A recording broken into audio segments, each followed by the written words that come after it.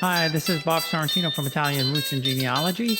You can find us on Facebook, and you could also find the blog at www.italiangenealogy.blog. And I'm here today with Deanna Oliveieri, and we're going to talk about her Italian roots. So welcome, Deanna. Thanks for being here. Hi, thank you. Thank you for having me. If I'm correct, you're originally from Staten Island. Is that where you're from? Yes. Born? Yeah, Staten Island. Probably by way of Brooklyn, I'm sure. On my dad, yeah. My mom was born on Staten Island. Oh no, sorry, she was born in Manhattan, but raised in Staten Island. So where in Manhattan was she born? I'm not sure which hospital, but they didn't live in Manhattan. I guess that's where they went. She just went there to get born. Yeah, to get born, exactly. And my dad was actually born also in Manhattan, but they had already moved to Brooklyn at that point. So yeah, he was born and raised in Brooklyn because my grandparents, when they came through Ellis Island, on my dad's side, just settled directly in Brooklyn because that's where they had already relatives and some ties. But my mom's family went to Manhattan first, and then to Staten Island. Italy first. A lot of people made that trip. Those of us from Queens didn't make that trip to Staten Island. That's only Brooklyn people went that way. Yeah, exactly. And then on my mom's side, my mom's father's family also lived in near Arthur Avenue in the Bronx for a short period of time after Manhattan, and then wound up in Staten Island for a whole bunch of reasons why they came here. And my dad wound up moving here because when he met my mom in Brooklyn, in a nightclub, they decided that they were going to move here to Staten Island. And because, long story, but my mom had been widowed, and my brother was already living here and knew, his grandparents here on Staten Island, and she didn't want to change, I guess, schools and stuff like that. So my dad wound up moving to Staten Island, and kind of, I think now he's lost his Brooklyn accent after 80 something years. I was going to say he's probably close to mine. I'm 72, so he's 83. Yeah, 83. Well, he's like my older cousins. Yeah, because my mom was married already, pretty young, like 23, and had my brother, and then her husband died, but she waited like about 10 years to start dating. So I guess my parents were a little older for the time. A lot of my friends' parents are a little bit younger, like in the 70s. Yeah. That's like me and my brother. But I have cousins. I mean, my oldest cousin is 92. Oh yeah. And my youngest cousin is, I guess she's about 66. So we got this wide. How many cousins do you have? I have like about 30 cousins on my dad's side. Yeah, I have 23. I had 23 on my mom's side. My father's side was probably was a lot less than that, maybe 15 or something. Yeah, I have less on my mom's side, more because my dad has there were 7 children, so yeah, there's more cousins on that side than my mom's has 3 siblings had. So now where from Italy did they come? Okay, so my dad's parents are both from the same town. It was an arranged marriage, from Corato in Bari, in Puglia. So if you want, I can tell you a little bit. I find this story very interesting, very short story. Absolutely, yeah. My grandfather came when he was 18 to New York, wanted to get married after he was here for a while, went back to Italy for an arranged marriage with another girl, who's not my grandmother, his first wife, Adelaide. He went there to marry her, brought her to New York, whatever, a few months later she came, and they had my Uncle Tony. And when she was pregnant with the second child, she died in childbirth at the age of 23. So here's my grandfather, in his 20s, working in Manhattan, widower with a 3-year-old. And he's like, oh gosh, what am I going to do? I'm not going back to Italy. So there's a neighboring family they were in contact with. And they said, well, Rosa is going to come to America. Rosa's single. And 19. Oh, sorry. My grandfather was 37. Sorry. It was a while before he got married and had the first wife. So Rosa, 19, decides she's gonna dump her Italian boyfriend. No, she said, I had a boyfriend, but they told me, he wanted, a wife, and your grandfather was very good looking. So I did it. but I don't really think she had much of a choice, to be honest with you, because what were her options in 1937 as a 19-year-old in this small town in Bari? So she came over, and they wound up having 3 more. My dad, oh, sorry, they what I wanted to tell you, the interesting thing was when my grandfather went back for the arranged marriage, he stayed a little while. And I guess my grandmother must have gotten pregnant in celebrating the marriage because my uncle was born not long after that. And my grandfather returned to the US, to New York by boat, obviously alone. And she came later when my uncle was 8 months old, but he left the 3-year-old with her because he said, I have to work. And, she couldn't come right away, I guess, for whatever reason, maybe laws and stuff like that. But it's a crazy story because my uncle didn't even know that he was actually born an American citizen in Italy because my grandfather had already naturalized. And we found this all out later with, Ellis Island documents and stuff like that. And they actually added my grandfather, who's born in Italy, to my uncle that was born in Italy. They actually added him on to my first uncle born in America's passport. And you see page added at the Naples consulate, brother Vincenzo, born in Italy, and he was 8 months old on the boat. So anyway, Corato, and that's where they're from, the same town on my dad's side. And it's really, my dad's side story is so complex and crazy. I probably need 3 days to explain everything. But my mom's side are from 2 different places. My maternal grandmother was actually born on 183 Mulberry Street in Little Italy. But her parents had come maybe a year and a half before from 2 places very near to each other. Trevinara, which is Avellino, Campania, 40 minutes from Naples, and another very, very small town called Forchia, which is Provincia di Benevento, but it's right next to Trevinara. But they met in America working in the sweatshops as seamstresses and tailors. And you know how it was, but they would find people that, were from the same area somehow. So they wound up having my grandma and her siblings in Little Italy. But again, from Campania, and my mom's dad from Melfi, so Potenza Basilicata, so all the south. But during my research that I've done on my mom's dad, 3 generations before my grandfather, they were actually from L'Aquila, Abruzzo. Liberatore is the name. So they were originally, somehow, that Liberatore family was from Abruzzo. I don't know, they migrated to Basilicata for some reason, maybe for work or whatever. And they were master tailors. They had a tailor shop and everything. So I'm assuming maybe they started the tailoring in Abruzzo and then brought it to Basilicata. Anyway, so all from the south. What does a Southern Italian person look like? I can't tell you, because my dad's side is fair and freckles, and my mom's mom is dark olive skin. I have green eyes. My hair is like auburny. I don't even look like my sister or my brother. My full siblings look completely Italian, and I really don't. Anyway. So that's interesting now, because people think that you're supposed to have the same DNA. Have you done DNA? And yes, I have. How about your brothers and sisters? My sister and my brother have not. My parents they have to do it so you could see what the combination is. Yeah, but I told them, you're screwing me up now, because yes. My kids have done it, and I've actually seen some things in my kids that it says they got it from me, but doesn't show up on my DNA.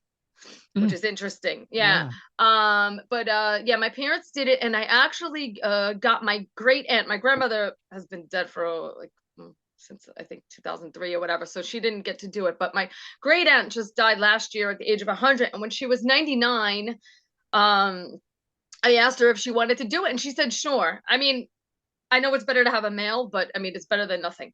So well, I've heard it's better to have the male line, but she did it, and we found some interesting stuff too. I mean, obviously, it follows the Southern Italy, but there was a family rumor that we have a little bit of a brick wall that we haven't been able to solve, but just someone being born in Northern Italy.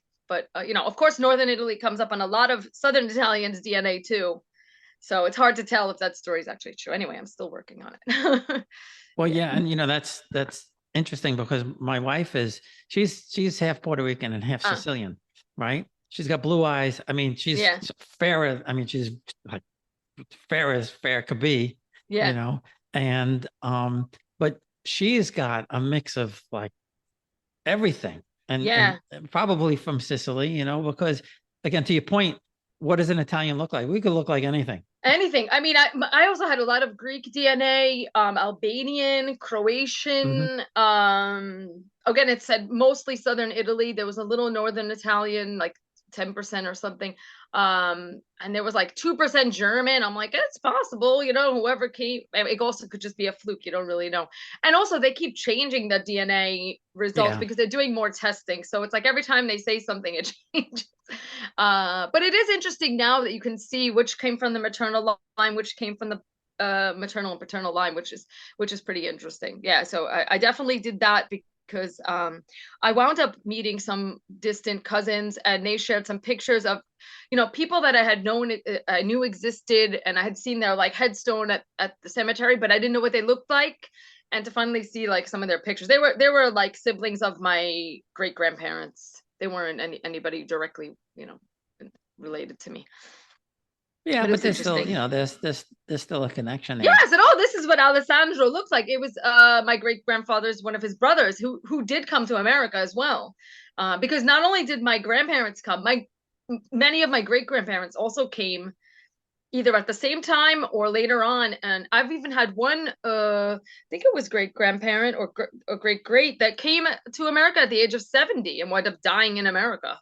I was thinking maybe she's getting elderly, and they said, hey, come and we'll take care of you here, and we'll pay for everything. So I found some crazy stuff that I didn't even know that my grandmother knew her grandfather, who came over to America as an older adult, like I said, maybe like 50 or 60, and wound up dying here. But she never talked about it because she was a child herself. She probably doesn't even remember him. She was born in 1912, and he came, I think, in 1913 or 14, and then he died shortly after. So, like I said, wow, you never told us, but she probably doesn't remember. We'll be right back. Experience Italy like never before, traveling with a scheduled group or create your own bespoke tour with friends with philitaly.com. Pack your bags and follow Phil. That's www.philitaly.co.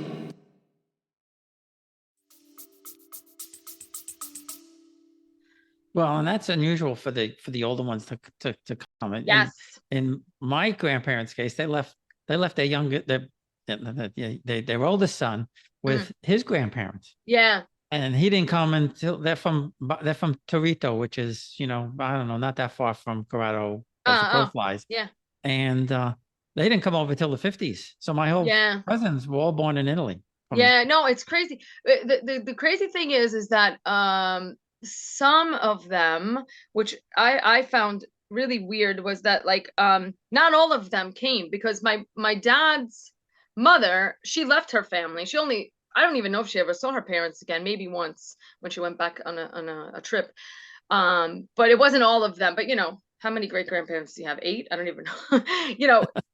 Yep. I'm like, where did you go? When I look at the chart, online, it's clear to me, but I'm trying to think. Not all of them came, but some of them did. So it's pretty interesting. So now you've gone back, yes? I've gone back. So I've gone back, but not full time. It's between like 8 and 9 months a year. I've been doing that since 2019. So my original plan was. So you didn't just go back. You I move and live there. Yeah, I have an apartment, I have a job. Wow, that's great. Yeah. So I only wanted to go maybe for like a year to check it out and teach English and study Italian, because I was very obsessed with.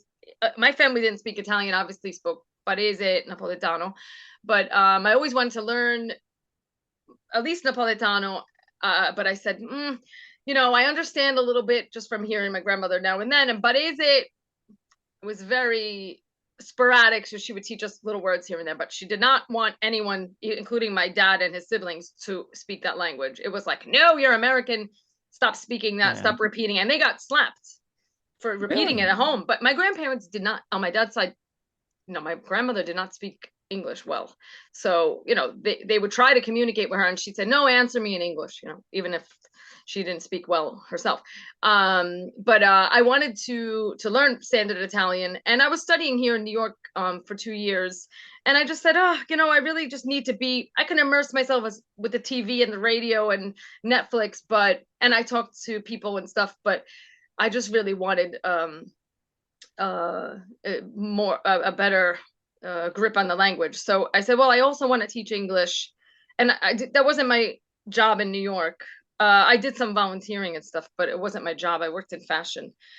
Following in the footsteps of most of my mom's family being in the fashion industry, they were tailors, seamstresses, and my great-grandfather became a fashion designer in New York. So I was always even though I didn't know him, I was always interested in that field. So I went into fashion, but I said, no, I really want to live in the South. I really want to live where my grandparents, whichever side, I just want to live in some place that they came from, or near to a place where they came from.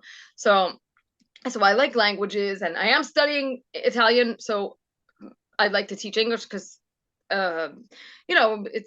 it's fun, and you can also learn while you teach. So, I've learned a lot from my students, not only about the language, but cultural things and stuff like that. So I went in 2019. And then, of course, the pandemic happened, which hindered everything, all my plans of networking and meeting people and learning the language. But I did a language exchange every day with a group of people. And we got past that. And then I just decided that after not being able to come home during the pandemic, during the summer, that I wanted to come home. I always had the plan that I wanted to come home and spend time with my family in the summertime when the schools closed. Because to me, I like Italy, but I can't expect my whole entire family to fly for the whole summer and give up everything, and it's just not feasible to have everyone, cousin, sister, brother, daughter, son, grandkids, whatever. So I said, I'll just come home. And it's working out great because I also hate the heat. Like the just real heavy heat in southern Italy. So it works out great for me. And so where do you live? Near Cervinata. It's a town in the provincia di Benevento. So even though Cervinata is Avellino, it's very close to Cervinata.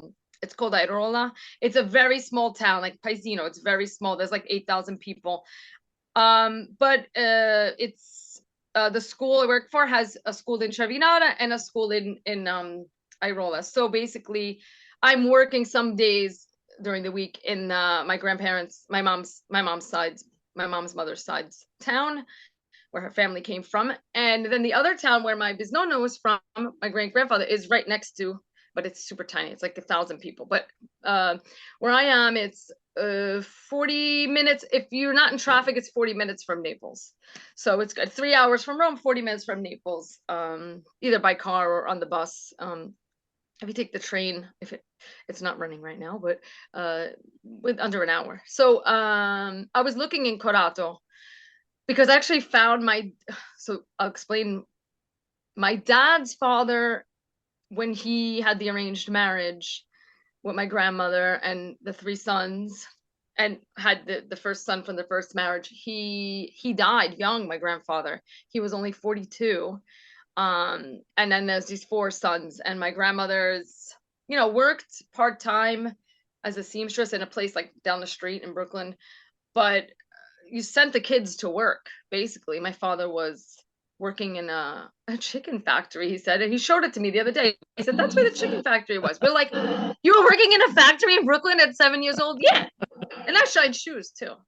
We shined shoes. We worked in the chicken factory. I'm like, yeah, my brother too. My brother, I said, oh my God. I mean, who knew in America in the 50s, kids were working in factories? I mean, yeah. So, we have a lot of funny stories, but my grandmother's like, oh God, 4 kids. I don't have a good level of English. How am I going to work? So she needs to get married. So she had another arranged marriage. I don't know if the families knew each other. I'm assuming so, that word of mouth or something, but maybe they did know each other because this was in the 50s. So then he came over. She went. Oh, my dad said he remembers she went for 3 months. So I guess she got to know him, her second husband, which is my step grandfather, because I never knew my real grandfather. My father was 2 when he died. On my so I got gypped on the grandpa department, but at least I had my step grandfather, and then they had 3 more kids. So altogether there were 7 siblings, but she physically had 6. But I think they still were quite poor, based on my dad telling me, hand-me-downs, and you get the shirt with someone else's initial on it, and you're just like, I'm not wearing this, and then you have a fight with your mom about it. Yeah, but they, thank God they all became successful people in life. But it was a hard way to grow up, based on what he's told us. And this is interesting. My dad, when he went to kindergarten or first grade, they were like, were you born in this country? Because you have a very thick Italian accent. And he said, what are you talking about? I was born here. But he picked it up from his mom and dad and stepfather. And he said up until college, someone, there was like a linguistic professor, said to him, are you a native English speaker? And he said, yeah. And the guy was like, well, I detect a foreign accent. So it's completely gone now. But that's just amazing to me, that just think about the way they grew up was almost as if they were in southern Italy. That happened to my cousin's son. So it's not that rare, from Italy, and my cousin's son was basically not raised by my aunt and uncle from Torito, but that he spent most of his time with them. So when he went to school, they asked him that they said, where was he born? See, I know, because it doesn't really matter where you went. I mean, if you look at my uncle Jimmy, Vincenzo, of course, it's Jimmy here. Uncle Jimmy was born in Italy, came here when he was 8 months old. But I always say there's really no difference between the two of them. My dad being the first born in America and him being born in Italy, because he was born in Italy, but he was a baby. He was on the ship at 8 months old. He doesn't remember anything about being born there, So I said, you guys are like equal, It's like he was not even born in Italy. But at the same time, it's like you were both born in Italy, because you're being raised by these, immigrant Southern Italians who have this, certain ways of being that they're not going to change just because they're in Brooklyn, Yeah, and it's funny because now my dad's siblings, 3 of his siblings, his older siblings, were born in Italy. I didn't know my uncle, because he died when I was very, very young. But my aunt, who was probably 10 when she came over, she never had a hint of any accent. No. It's interesting. Obviously, for example, also my mom's mother, like I said, was born in Little Italy, but was completely bilingual. So she would only speak Neapolitan at home with the parents, and then obviously learned English in school. And when you speak both languages like that, from birth, I guess, also being an English teacher, I can see who heard English as a baby, because there's a few kids in school. I'm like, did you live in England or America? And they're like, oh, my mom's British. And I said, I could tell your English, the way you, reproduce this pronunciation stuff is so different than the others who didn't have exposure to the language. So well, yeah, my parents used to fight, because my family was from Naples, my mother's was from Bari, and they used to fight all the time. Who's speaking the right Italian? And I know now that it was my father. Well, definitely the Napolitano is definitely more heard, I guess we can say. I understand more Napolitan. My father's family came from, they weren't farmers, they were aristocratics in Naples and stuff. I remember you told me that. Yeah. So they spoke a higher level, but the Barese is, I used to think it was Italian, when I hear it, and now I know they cut everything off. Everything is like, I know. So Napolitan too, because the last vowel sound, unless it has an accent, is a schwa. So it's about everything. So I'm taking Napolitan lessons because I love the language, and I've already got a pretty high level in Italian now, so it's safe for me because I already know, because of where I live, a lot of my friends speak Neapolitan to me on the phone. We'll be talking in Italian and they'll just switch to Neapolitan, and I have no problem because I have had exposure to it, not by my grandparents, but living in Italy. My grandma just said like aspetta, basta,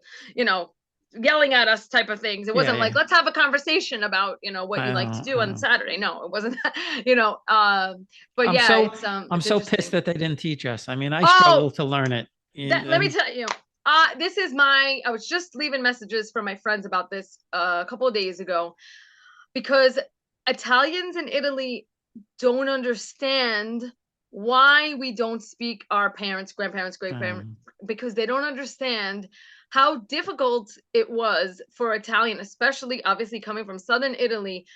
There was already racism towards Italians in this country since way back, since the New Orleans lynchings of 11. But I think they were Sicilian, right? But they were Southern Italian. That's Italy. I mean, Sicilian or not, it's Italy, Italians. And so they had this shame. And then you put on top of that World War II.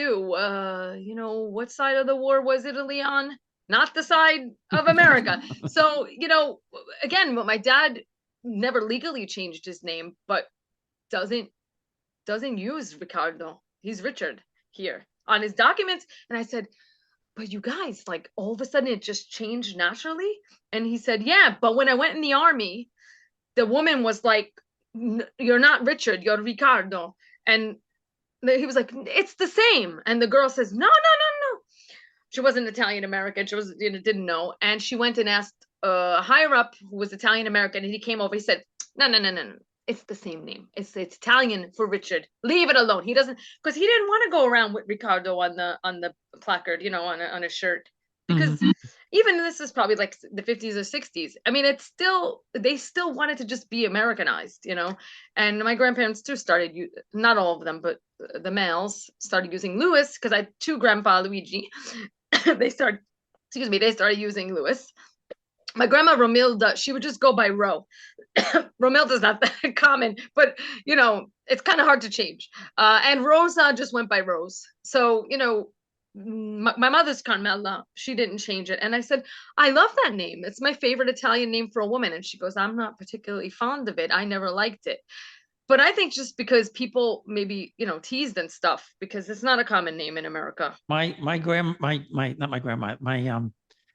uncle's wife, my aunt Dolly, she was Italia.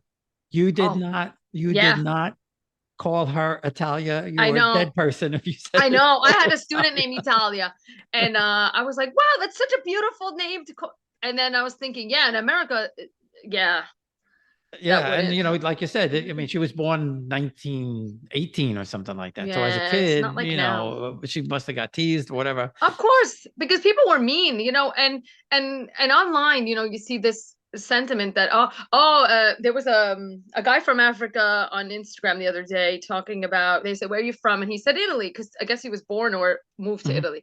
And then he started saying some things in Italian, and some of the comments were very nasty towards Italian Americans.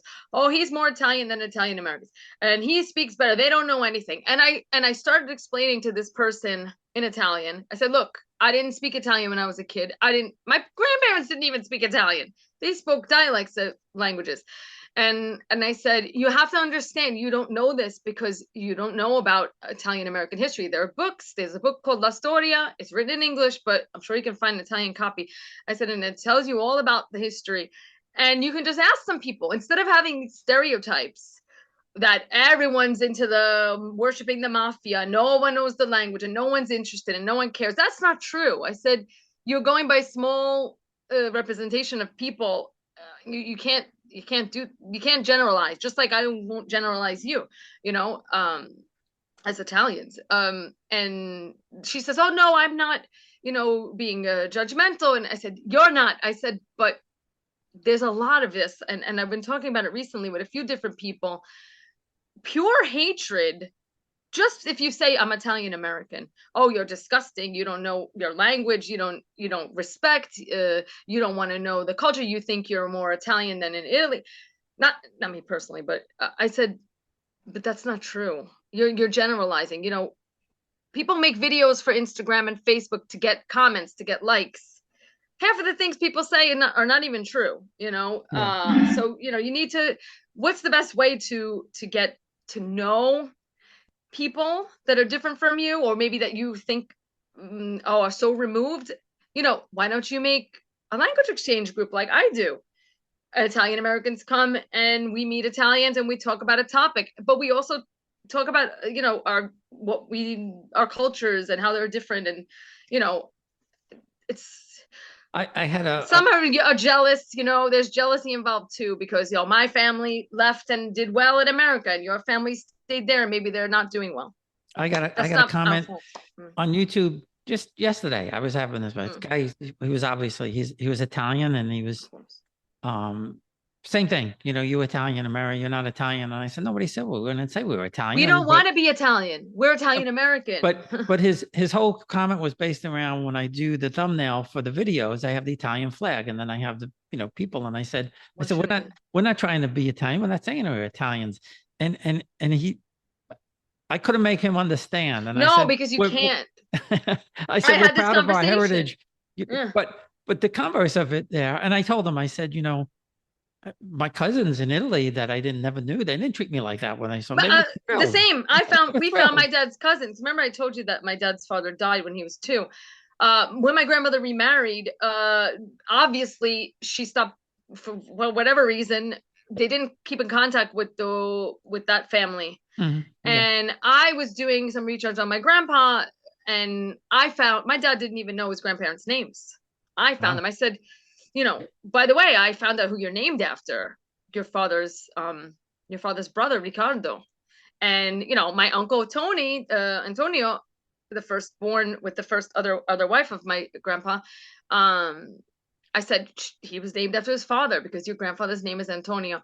And I started looking, and I said, you know, your dad had a lot of siblings. I mean, I know you know some of them because they came to America, but there's more who stayed in Italy. And I contacted, I don't know if you know Bella Italia in Benevento, Alessandro. Yeah. So I contacted Alessandro because I already he did some of mine. He helped with some of mine. Oh yeah, he is fabulous at finding people. And I said, look, I called people myself. I wrote letters. I talked to this guy, Massimo Oliveieri. No, it's not a relative. No, it's not a relative. I said, look, somewhere along the line, we're probably related, but you're not the family I'm looking for, because I know exactly who they are. And Alessandro called when he did his research, and he called, and the guy has my dad's first cousin, his son has the same name as my dad, because they're named after the same person, because my dad's uncle, it was this guy's grandfather. And when Alessandro called, he said, oh my God, I've been looking for them online on Facebook. I've been typing, oh my God, are they coming? And when we got there, we didn't know that Alessandro had found them. And I think I'd sent you the pictures when they were hugging, and everyone was just crying, because this is like 75 years later that they're meeting up. And my dad's first cousin, unfortunately, had passed in 2008. One of the first cousins. There are others. We did meet some other ones on my grandmother's side. But it was really like, I guess, I was so happy. And I said, I wish that we did it earlier, because I just didn't know, you know, there's like things going on in life here. I just didn't know that they were there. I met my dad's first cousins last year. I had no idea. I didn't know that women existed. I know, it's like crazy. Nuts. Oh, you went through the same thing as we did then. Because my dad says, I'm so happy. And, you know, of course, I was the pusher of all this. I said, we got to go. I said, we got to go find them. I'm talking to the genealogist. I said, man, I know that they're there. I just don't know who they are, because there's so many. And he was able to go and, you know, find out. And they were so happy. And then we went to go see them again. And they cooked for us. And we'll go back again. I stayed with them a few times, because Bari is not that far from Naples, so I was able to go and stay. And you know, they invited me too for the Immacolata. You know, they celebrate the Immaculate Conception. Like if it's it was on a weekend. So I was able to go and have the big dinner. And you know, they said, wow, your Italian got so much better than the first time we met you. I said, yeah, it was only like a beginner when I met them, but you know, it was just amazing to meet them. And we also met some a little more distant cousins on my mom's side, because like I said, most of the family came here, even the great grandparents. So it was like my mom's third cousin, and she actually gave us like what are they called for when you the shears for tailoring, those big, actually have it if you want to see it. It's really big. Oh, I don't know what you mean. Yeah, she gave us that. 2 of those and 2 like the irons with the carbon inside, because she said that those were actually used by my great grandmother in the tailor shop that they had. And I was able to see also a mirror that was in the barber shop of like my 3rd great grandfather, that I had known already that he was a barber, because I was doing all of that research I did by myself. And because I'm a little bit, obsessed with like finding stuff and family history. Yeah, welcome you to can the club. understand. And I was like, oh my gosh, I think I might have sent you that picture too of me looking in a mirror. Maybe. I think so. Yeah. Yeah, that's the barbershop mirror. And I was saying, how many guys went through here looking at the beard and the haircut, and including my own relatives. So we had met them. That was like my mom's 3rd cousin. I think she was, 2nd or 3rd cousin. She was really, really cool too. And then another cousin that wound up being the Monsignor at the church near to where I live. It was before I moved though. He brought us to see my mom's grandmother's baptismal record in the church and all that stuff. And yeah, so it was really amazing trip in 2017. Yeah. And we just kept in touch with most of them. Obviously not the Monsignor. So now you have your citizenship? Yeah. I did it with Alessandro. Oh, so how long ago did you get it? 2017. I think I was recognized. I wish I did it before. Wait, hold on. Yeah, before the pandemic, because so you go way back with Alessandro. He did mine probably before the pandemic. Probably, I guess it was around the same time when he was helping. I think I started talking to him in 2016 first about I was more interested in finding the relatives first and foremost, but since about like 2010 I was really into like doing well, I had a boyfriend in Ireland, so my Irish boyfriend wanted me to move there, so I started looking into citizenship, and I knew that I was eligible from one of the male lines, and then I would have had 2 1948 cases if I didn't have him. Yeah, which is, it doesn't mean nothing, and I talked to Alessandro. I could do 1948, but my brother can't. I know, that's weird, right? Yeah, I know, it's crazy. But anyway, so I wound up working with Alessandro first for the finding relatives, and then I said, oh well, I already know you, so I'm already coming to Italy anyway, so yeah. And so I have to ask you, so have you been to Avellino, the city? Yes, once or twice. Yes. Yeah. So the Palazzo Caracciolo? Do you know the big palazzo in the big square? No. I didn't really walk around too much. I think I went there just to like get the bus or something with my friend. So I don't know. If you go back though, and you see the palazzo in the big square, the main square. Yeah. That's my 7th great grandparents built the palazzo. Wow. They were the princes. My grandparents were the princes of Avellino. Wow. So Marino II, Marino Francesco Marino. Wow. And then there's this guy commenting that you're not Italian. I mean, I didn't even go down that route with him. I know. Excuse me. I'm nobility. But if you go to the Duomo, they took us to the Duomo there, and they had there were 3 chairs covered in red velvet and behind the altar. And they said that's the priest sit in that chair when when the bishop comes, they'll sit in those chairs and everything. And then they said, but those chairs were your ancestors' chairs that they used. And so Letizia, who's good friends with Alessandro, who set the whole thing up for us, can they sit in the chairs? Yeah, sure. I sit in the chairs. Of course. Yeah. People don't understand. In Italy, they don't do all this white glove stuff. And I know. We're more, I think as Italian Americans, because we were removed from Italy, like family is removed from it, it's more nostalgic. Like this woman, she couldn't wait to get rid of the scissor and the iron. She says, please, I'm cleaning out my house. I'm 85 years old. Just please take it. And I was like, how am I going to get this home to New York when I go back?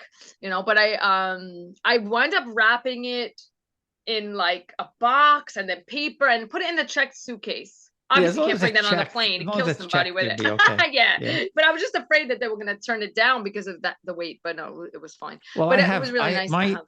My grandfather and his brother, they had an embroidery shop in not Little Italy on 14th Street in Manhattan. and they started, I guess, in the 20s sometime. Mm. And when I met my cousin, again, somebody I didn't know. I mean, her grandmother lived 5 blocks from where I lived in Queens, in Flushing. Yeah. I remember my father mentioning Aunt Beatrice lives there, but whatever went over my head. But her grandmother had saved beads from the shop. So, and she brought my sister and my cousin and I all beads from the shop. And, when you come across something like that, especially when it was the business, Exactly. That's what I said. This is like their livelihood. And the worst part of it though was, and I wish she never told me this, she goes, the older woman, she said, Deanna, oh, che peccato. I said, what? She goes, about a month ago, I threw out all the pictures. They were all of them, your great grandmother too, with the measuring tape and all of them in the shop. And I said, please don't tell me that. I said, do you understand? I'm like an amateur genealogist. I'm putting all these pictures in the chart in the tree, and you're telling me you threw them away? She says, I didn't know you guys wouldn't come here. I said, oh my God, thanks for the irons, but please don't tell me that. Well, they told me that in Italy too. There was one of my grandmothers, I guess must have been, I don't know if it was a cousin or an uncle or something like that, that supposedly had all the artifacts and all of that kind of stuff. And this is from a noble family, and it just all disappeared. They have a couple of buttons and things like that, but their houses are still there. Yeah. It's amazing to just go see these places, and they were big houses. They weren't little small houses. No. And what's interesting too is that, like I said, my dad's parents are more like, farmers and like not peasants, but they weren't rich. But my mom's side, on my maternal grandfather's side, were they were like artigiani. They were sarti. They had money. He would make clothes for rich people. And there's another story that they made the vestments, whatever the priests wear, for the Vatican. Now, I haven't proven this theory. It's been told to me by several people, but I know that my great grandfather received like an award, a medal from Rome and Paris for his work. And the funny story is that they said, so they had come earlier, my mom's side, before World War II. I think during World War I or shortly after, they had trouble paying their suppliers because they would buy all this fabric and they would make the suits and make the dresses. And then these people would say, well, we can't pay for the items. So he couldn't pay his suppliers. So he said, you know what I'm going to do? I'm going to go to New York for 6 months. I'm going to pay off all my debts. And he did. He paid all the debts. So my great grandmother was still in Italy, with the kids in their, house or whatever. And he calls her up and he says, sell everything, get on the boat with the kids. And that's how my grandfather wound up coming over. But, she didn't want to. And they went to Harlem and she was crying. I said, could you imagine you have basically your own farm, your own house, beautiful furniture. And I have all the tapes from my great aunt talking, because she remembers. She was like 14, I think, when she came. And she was saying, like, the peasants used to come and ask if they could take fruit from the trees and could they have this, and she would give. And then she winds up, I'm not knocking Harlem, but I'm just saying it's different. And you got these 6 or 7 kids running around, and you're used to having them in the and out in the fresh air in Italy. So that was their story. And then he winds up working for I don't remember, I have all the records somewhere, different tailor shops and manufacturers. And the kids would go, mostly the girls, they would go on the train into the city, take the ferry, and they would bring all the stuff, because then my cousin used to do that. He used to take the train into Manhattan.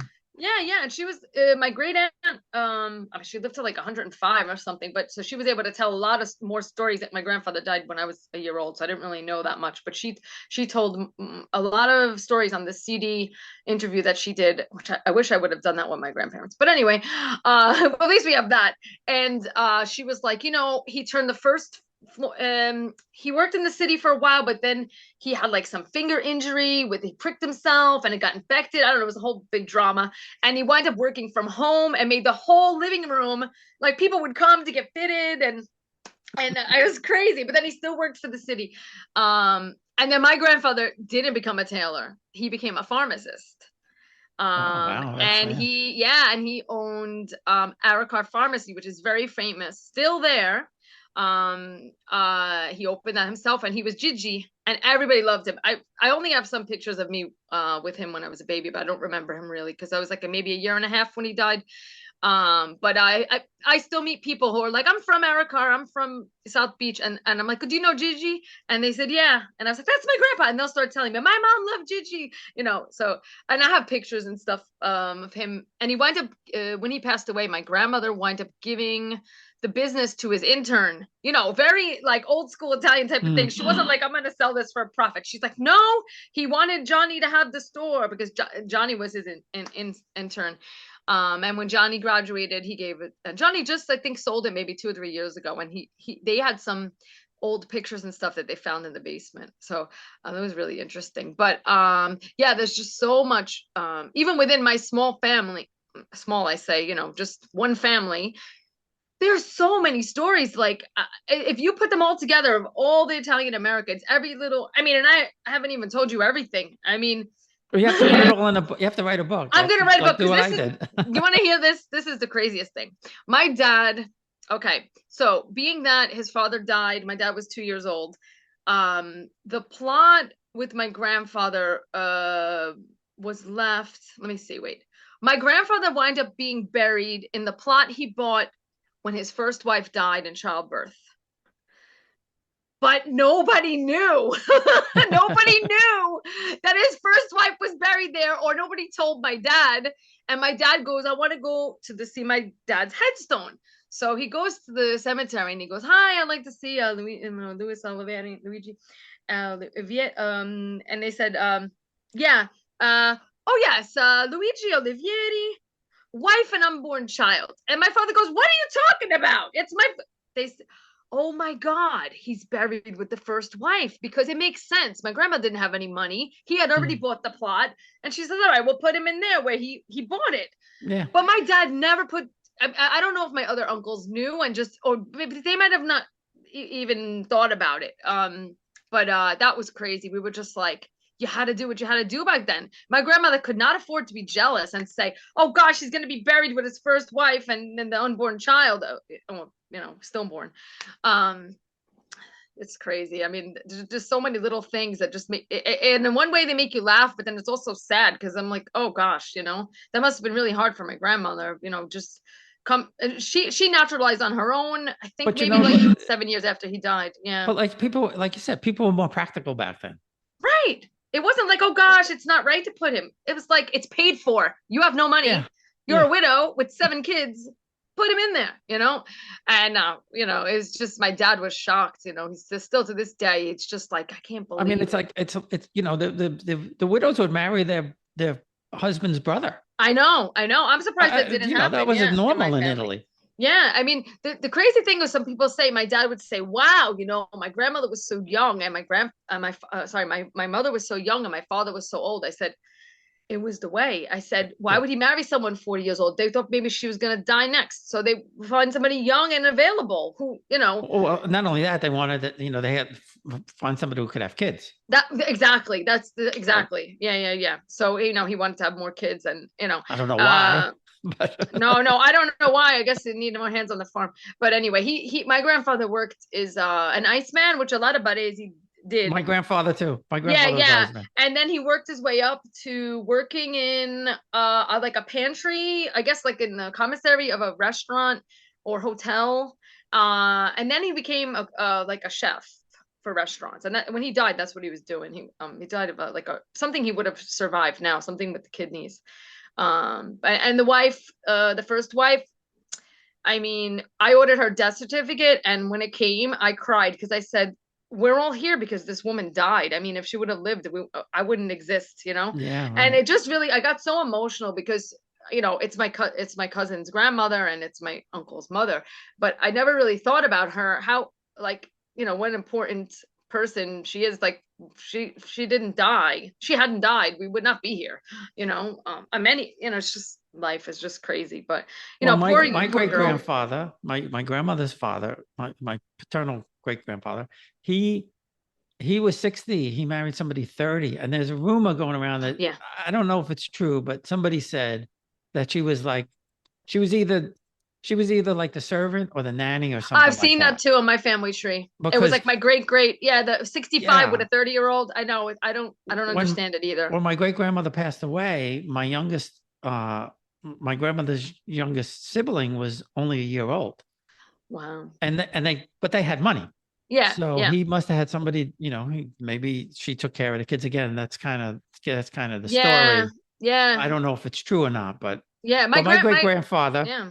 he was illegitimate, Oh, because I found two records. I found two women's names, and I'm like, I don't know. This what doesn't was it? make Just any sense that to he me. wasn't married in the church, or he was truly not married? Well, no, my The parents. yeah, my great grandfather, from the best I could figure out, he had some sort of an affair, Oh. but he was from a noble family. So on my great grandfather's birth record, it says, that he was figlio naturale. Oh So, yeah, yeah. right. So he was illegitimate, but somehow he's now got this, my great grandfather's first wife, right? The person he married, it also has her name then as the mother. Wow. So there's two It's weird. records. It's weird. And like, I still can't figure out. Some people are saying that, well, because he was from a rich noble family, he was able to get this records changed. But Yeah. it's quite clear that he was illegitimate. Yeah. And somehow then he got legitimized, Somehow, yeah. Yeah. That's wild. I mean, yeah, we haven't had anything. I haven't discovered anything like that, but I did think it was really interesting that my dad's grandfather, the one that we had found, and actually my dad's cousins in Bali took us to the cemetery, and we see this picture of this guy, and he's got like this long beard, and it's like, oh gosh, he doesn't even look anything like you guys, but he actually, I don't know, winds up having like 12 kids because he remarried. And then my grandfather had a sibling with the same name. Mm. And I'm like, sometimes it's like the sibling dies and they rename it another kid, Yeah. but no, it was like they were both alive at the same time. And I'm like, well, maybe that was the second wife's father's name or whatever. I was like, this is so weird, like people all with the same name, like that Luigi. No, it's not. That's not your grandfather. This Luigi is, you go crazy. But one of the reasons why I wanted to get a good level of Italian was I wanted to understand all these records as well. I mean, besides just being obsessed with learning. I'm just like, I need to. So before we go, since you Yeah. live most of the time in Italy, I would live there permanently if my wife would let me. She doesn't, but I'd go back there in a minute and stay there. What advice do you give to people who are either thinking about moving there or want to retire there? Oh, yeah. So, do your research on the town and the area, like how connected it is, how's the transportation, and like how are the people, because sometimes people are friendly like in shops when you buy stuff, but they don't want to be friendly like to invite you to their house. Mm-hmm. So that's really depends on the individual, but it also depends on like the community like how their mentality is in that area. Are they open? Are they the type of community that is like open to, let's say, foreigners, or open to different people or people that might not be permanent? Because I've noticed it that in certain places people are very different in how they I'm trying not to say anything negative. The people are different in different places. So if you can go spend as much time as you can before permanently going there, meaning visiting there. For example, I go to Naples all the time. I'm in Naples every Saturday, every Sunday, every time I'm off of work, except for when I'm in New York, I'm in Naples. I'm making friends in Naples. I'm talking to people. I'm, walking by myself at all hours of the day and night. I'm taking public transportation. I'm going and talking to random people in bars and restaurants. I would say I know that I won't have any surprises if I were to decide to move to Naples tomorrow. Mm-hmm. And I didn't do that before I moved. I'm not saying I made a mistake, but I just think that's a good thing because there were certain things I discovered after moving. As transportation and also different mentalities and different types of areas. Like, let's say a mountain area versus a seaside, or a big city, small city. Not talking north and south or anything like that, because this can even happen in the south. So my advice would be just do some research about the area you want to buy in, and maybe rent first if you can. Stay for, if you don't have citizenship or a visa, if you're retired, stay for 3 months first. Get a feel for the area that you chose. And it doesn't have to be where your parents or grandparents or great grandparents came from, but it is nice. Just say, let me keep on working in fashion and move to Milano. I could have done that. Yeah. I could, easily. I've had a lot of 20 something years experience in fashion. I would have found a job in fashion in 2 seconds, but I didn't move to Italy for the money. It's for the experience. Experience and the language, and just also getting to know like modern Italian culture, because the culture that I know is my grandparents. How their life was and how they adapted their life in America. So it's not, recipes. Yeah. Okay. I know those, all the Neapolitan recipes, but So just do some research and don't bring too many things with you. That's another big one. I brought way, I still have a lot of stuff here, but I'm trying to go through it and get rid of some stuff that I don't use. But I brought 2 suitcases, but then I brought another one after I came back another time after a visit to New York. And then I said, the style is a little different in Italy. The cobblestone is different. You need different type of shoes. It's a lot of stuff could be bought there. You don't need to bring your whole entire kitchen with you. And, unless you have something you really love, it's not worth it. So sell it, donate it, store it, whatever you got to do. But don't bring too much. Those are my two, minimalism. I'm not a minimalist, but I wish I was in this case. Cause I said, wouldn't it be great to just travel with 1 suitcase and every year move to a different part of Italy and be like, this year I'm going to be in the north. Next year I'm going to be in the south, Sicily. That would be great to be more of like a nomadic type of lifestyle. But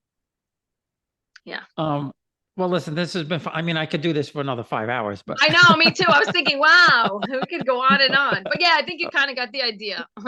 But I do appreciate you taking the time, and that was really good advice at the end there. Anytime. Yeah. Just from experience. There's some other stuff. Don't be too nice. Don't be afraid to be, especially as a woman in Southern Italy, don't be, and if you allow me to say this, don't be polite and say, oh, sorry. Oh, be stern, because when you're too nice, they don't understand. Because Italian women, when a guy bothers them or asks them out, they tell them, I won't say what they say, but they're stern. They're forceful. Act like you come from New York. Exactly. So, as an American, sometimes even a New Yorker, when you're in a foreign place, you want to be polite. Because, in New York, I'll tell somebody off. But I'm in a foreign country. It's not my country. I'm going to be nice. It doesn't work. You don't have to curse or anything. But, be stern. Be stern. No, I'm not interested. Thank you. Yeah. I told you I'm not interested. And that goes for people trying to sell you stuff, too. You know what I say? Oh, they come up to me, you want to buy a bracelet? But I said, I don't want anything. And I'll say in Italian and English to them. It depends who it is. But I'll say, I don't want anything. Thank you. I don't want anything. And because if you start going, oh, no, they're going to try it, So, anyway, that's just don't be mean, but be stern. Don't be afraid to be strong, because if you're nice, it could be taken as weakness. So, unfortunately. Yeah, absolutely. Absolutely. Yeah. Well, listen, thanks again. I appreciate it. Hi, everyone. This is Bob Sorrentino, just letting you know that my new book, Farmers and Nobles, is now available for sale on www www.italiangenealogy.blog/farmers and nobles, or you can find the link in the podcast notes. Thanks for listening.